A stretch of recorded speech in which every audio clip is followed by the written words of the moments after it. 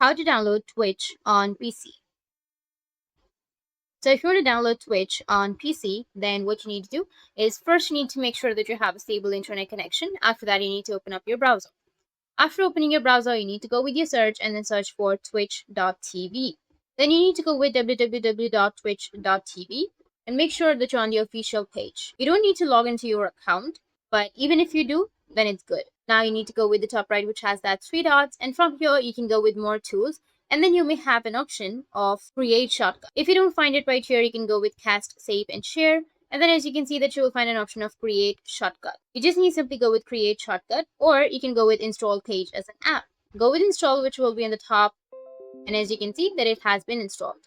Now you can go back, and here you will have your Twitch. If you click on it, then it will open up your Twitch. That's how you can download Twitch on your PC. And if you found this video helpful, hit the subscribe button, and thanks for watching.